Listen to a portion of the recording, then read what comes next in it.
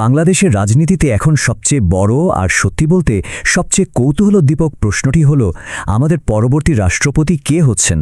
চারদিকে নানা গুঞ্জন, নানা সমীকরণ। তো চলুন আর দেরি না করে সব জল্পনা কল্পনা আর বিশ্লেষকদের মতামতগুলোকে একসাথে মিলিয়ে আজকের এই বিশ্লেষণটি শুরু করা যাক।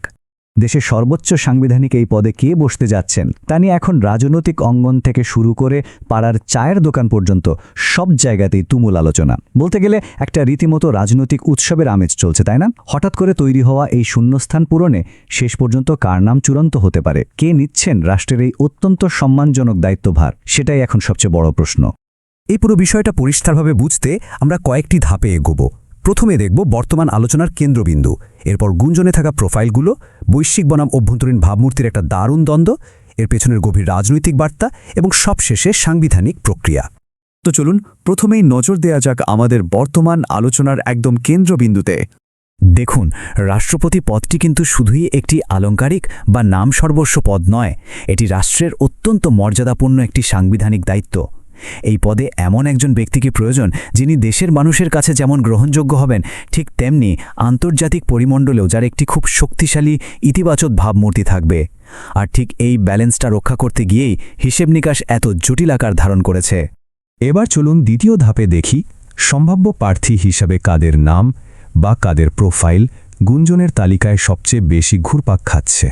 বাতাসে ভাসতে থাকা এই নামগুলোকে মূলত তিনটি সুনির্দিষ্ট ক্যাটেগরিতে ভাগ করা যায়। প্রথমত, দীর্ঘ অভিজ্ঞতা সম্পন্ন প্রবীণ রাজনীতিকরা; দ্বিতীয়ত, আন্তর্জাতিক অঙ্গনে সুপরিচিত এমন কিছু মুখ; আর তৃতীয়ত, যারা নির্দিষ্ট রাজনৈতিক আদর্শর প্রতি দীর্ঘদিন ধরে নিরলস অবদান রেখে চলেছেন। এই ক্যাটাগরিগুলো দেখলেই কিন্তু বেশ ভালোভাবে একটা ধারণা পাওয়া যায় যে ঠিক কোন ধরনের যোগ্যতা আসলে খোঁজা হচ্ছে। তবে হ্যাঁ, এখানে একটা বিষয় একদম পরিষ্কারভাবে মনে রাখা দরকার। এতক্ষণ যেসব প্রোফাইল বা ক্যাটাগরির কথা বললাম তার পুরোটাই কিন্তু রাজনৈতিক জল্পনা কল্পনা আর অনানুষ্ঠানিক আলোচনার উপর ভিত্তি করে তৈরি।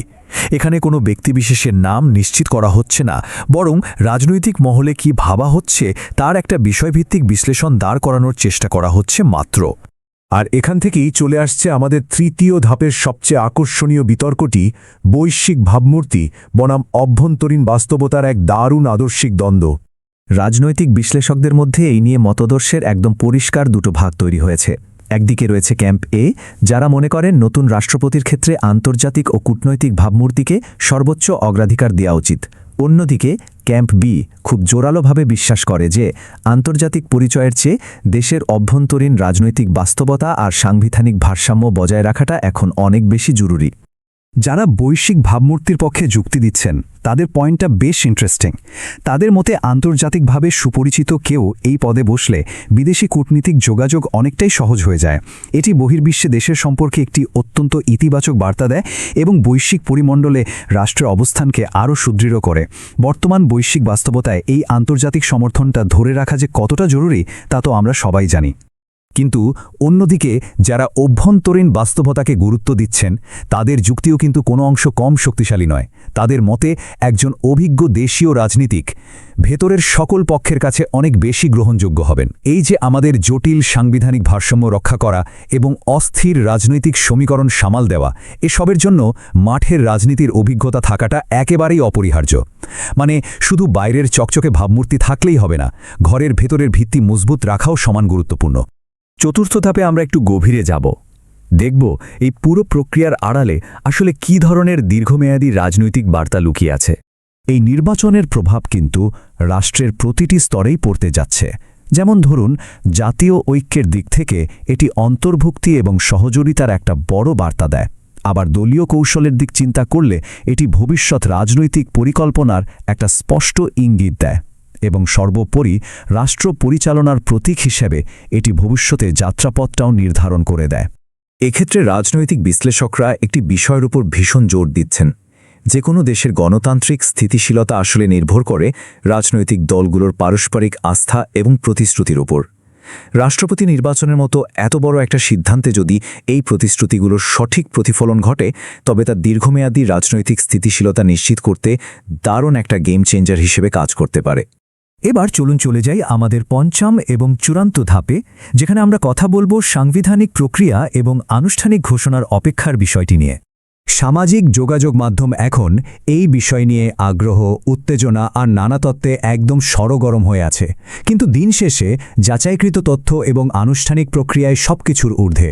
স্রেফ গুঞ্জনের ওপর ভিত্তি করে কোনো সিদ্ধান্তে পৌঁছানোর চেয়ে আনুষ্ঠানিক ঘোষণার জন্য অপেক্ষা করাটাই এখন সবচেয়ে বেশি যৌক্তিক।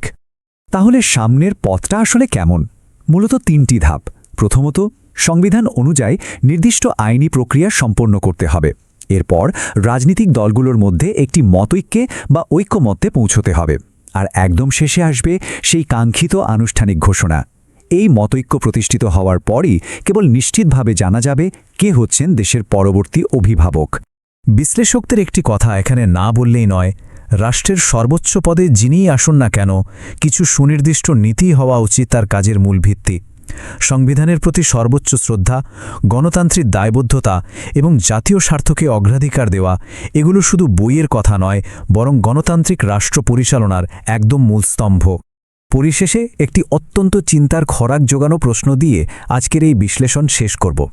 এই যে সাংবিধানিক পছন্দ বা নির্বাচন, এটি কিভাবে আমাদের জাতির ভবিষ্যৎ স্থিতিশীলতাকে রূপ দেবে? ভেবে দেখুন, এই প্রক্রিয়াটি শুধু একজন নতুন রাষ্ট্রপতিকেই নির্বাচন করবে না, বরং আগামী দিনে দেশের রাজনৈতিক ঐক্য ও গণতান্ত্রিক কাঠামোর ভিত কিন্তু নির্ধারণ করে দেবে। আর এই উত্তরের অপেক্ষাতেই এখন পুরো জাতি। আজকের এই গভীর বিশ্লেষণের সাথে থাকার জন্য অসংখ্য ধন্যবাদ।